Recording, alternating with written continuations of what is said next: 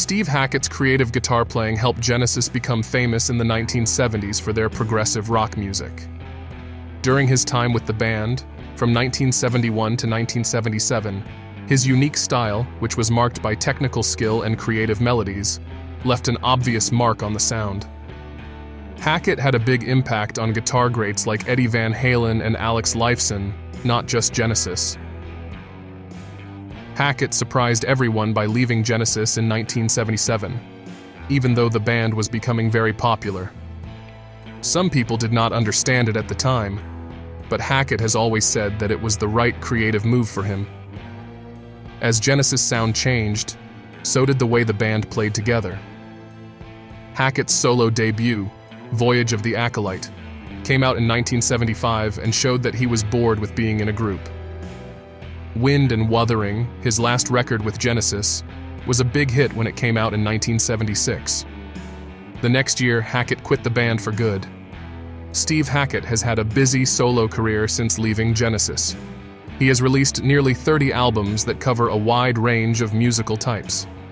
He also started the band GTR in 1985 with Steve Howe, who used to play guitar for Yes. In a new interview with Classic Rock magazine, Hackett talks about his time with Genesis, especially the golden era when he was a member of the band. He thinks about the friendship and creative spark he had with his old teammates while playing full albums from that time. There's no doubt about the camaraderie of a band when everyone is swinging together, he shared with the publication. Those moments are irreplaceable, and I had that with Genesis. There were certain moments where the music was literally writing itself. However, Hackett also acknowledges a growing artistic tension within the band. Here was an aspect of claustrophobia that invaded my time with Genesis, he explains. And I had to work outside the band. I think if you're feeling creative and you've got that album or that book or that film inside you, you don't want to let it fester. You've got to get it out there.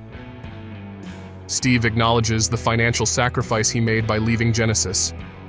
He admits that with their impending global success, staying with the band could have brought him immense wealth. Financially speaking, he believed could have meant owning Buckingham Palace if he stuck with the band. However, Hackett emphasizes that artistic fulfillment cannot be measured in money. Music is its own currency, he explains. He felt stifled by the direction Genesis was taking, and it was impacting his well-being. Genesis was becoming a little bit too much of a closed shop, he says, and it was affecting my ability to sleep. Hackett wrestled with the decision for 2 years, but ultimately knew he needed to follow his creative instincts. I agonized over leaving the band for a good 2 years, and then I thought, no, I've got to make a leap of faith at this point in time, and there's no doubt that I made the right decision.